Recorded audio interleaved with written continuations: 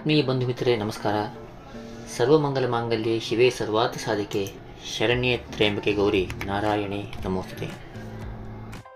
ಆತ್ಮೀಯರೇ, ಇಂದು ದಿನಾಂಕ 28 ಡಿಸೆಂಬರ್ ತಿಂಗಳು 2023. ಶೋಭಕೃತನಾಮ ಸಂವತ್ಸರ ದಕ್ಷಿಣಾಯನ ಹೇಮಂತ ಋತು ಮಾರ್ಗಶಿರ ಮಾಸ ಕೃಷ್ಣ ಪಕ್ಷದ ಪಾಡ್ಯ, ಅಂದರೆ ಬೆಳಗ್ಗೆ 6:46 ಪಾಡ್ಯ ಇದೆ. ಆನಂತರ ಬಿದಿಗೆ ಶುರುವಾಗುತ್ತೆ. ಸೂರ್ಯೋದಯ ಬೆಳಗ್ಗೆ 6:40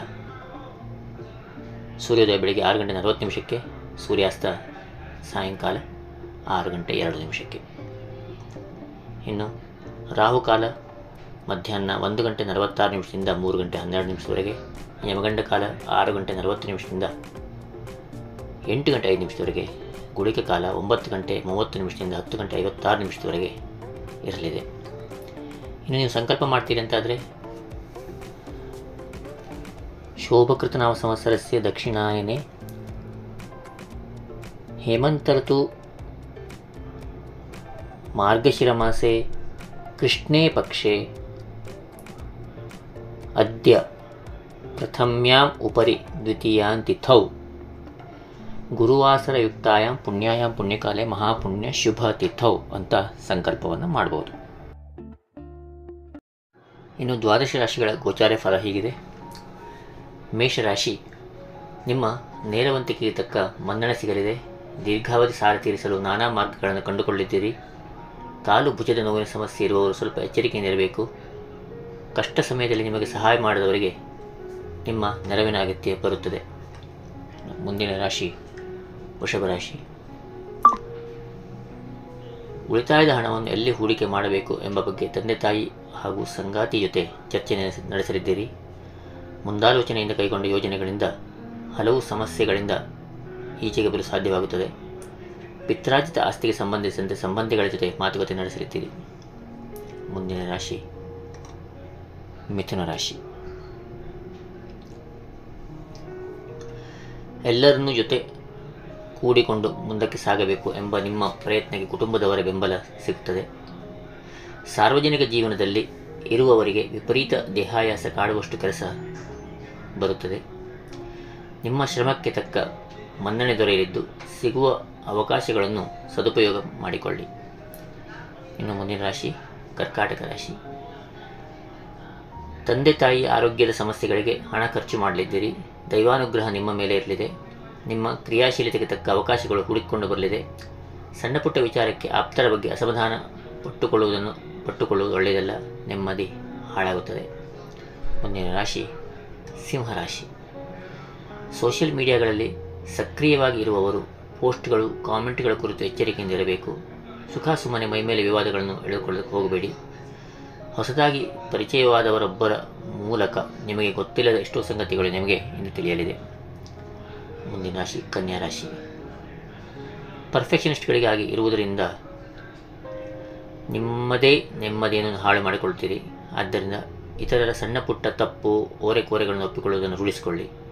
ನಿಮ್ಮ ಸಾಮರ್ಥ್ಯವನ್ನು ಗರಿಷ್ಠ ಪ್ರಮಾಣದಲ್ಲಿ ಬಳಸಿಕೊಳ್ಳಿ. ಇತರರ ಮೇಲೆ ಆಕ್ಷೇಪ ಮಾಡುವುದಕ್ಕಿಂತ ಸಹಾಯ ಮಾಡಿ. ಮುಂದಿನ ರಾಶಿ ತುಲಾರಾಶಿ. ಎಲ್ಲರಿಗೂ ಸಮ್ಮತಿಯಾಗುವಂಥ ಪರಿಷ್ಕಾರವೊಂದನ್ನು ನೀಡುವ ಸಫಲರಾಗುತ್ತೀರಿ. ತಂದೆ ತಾಯಿ ನಿಮ್ಮ ನಡವಳಿಕೆಯನ್ನು ಸಂತೋಷಪಡುತ್ತಾರೆ. ಸಣ್ಣ ಪುಟ್ಟ ಹಿನ್ನಡೆಗಾಗಿ ಅಂಜಬೇಡಿ. ಮುಂದಿನ ರಾಶಿ ವೃಶ್ಚಿಕ ರಾಶಿ. ಹಣದ ಅನಿವಾರ್ಯಕ್ಕಾಗಿ ಸಾಲ ಮಾಡಬೇಕಾಗುತ್ತದೆ. ಯಾರಿಗಾದರೂ ಹೌದು ಎಂದು ಹೇಳುವ ಮುನ್ನ ಸಾಧಕ ಬಾಧಕಗಳನ್ನು ಚಿಂತಿಸಿ.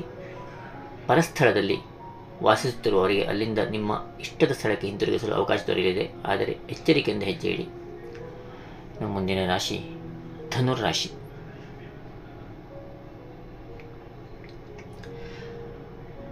ಮತ್ತೊಬ್ಬರಿಗಾಗಿ ದೊಡ್ಡ ತ್ಯಾಗಕ್ಕೆ ಸಿದ್ಧವಾಗಬೇಕಾಗುತ್ತದೆ. ನಿಮಗೆ ದೊರೆಯಬೇಕಾದ ಅವಕಾಶ ಸ್ಥಾನಮಾನ ಇನ್ನೊಬ್ಬರ ಪಾಲಾಗಬಹುದು. ಆದರೆ ಈ ಬಗ್ಗೆ ಹೆಚ್ಚು ಆಲೋಚಿಸುವ ಅಗತ್ಯ ಇಲ್ಲ.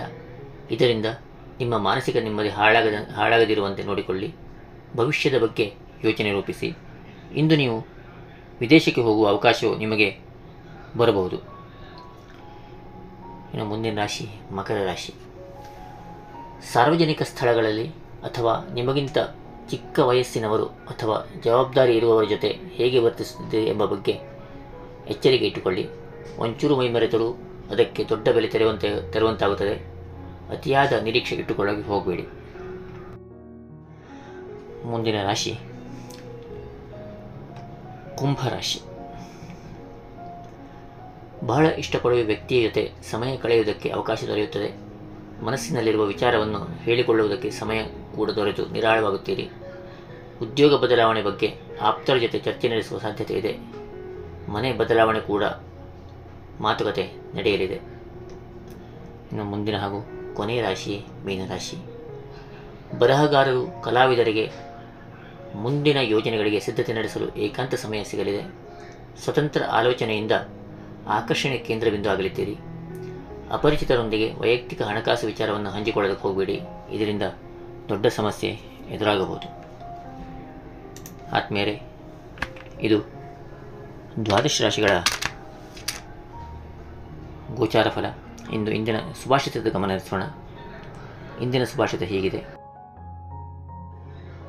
ನೀವು ಜೀವನದಲ್ಲಿ ಬೆಳೆಯುತ್ತಾ ಹೋದಂತೆ ದೊಡ್ಡ ದೊಡ್ಡ ಸಮಸ್ಯೆಗಳು ಚಿಕ್ಕದಾಗಿ ಕಾಣಲು ಆರಂಭವಾಗುತ್ತದೆ. ಇನ್ನೂ ಬೆಳೆದಂತೆ ಈಗಿರುವ ಅತಿ ದೊಡ್ಡ ಸಮಸ್ಯೆಯು ಕೂಡ ಅತ್ಯಂತ ಚಿಕ್ಕದಾಗಿ ಕಾಡಲು ಆರಂಭಿಸುತ್ತದೆ. ಇದೇ ಇಂದಿನ ಸುಭಾಷಿತ. ಧನ್ಯವಾದಗಳು.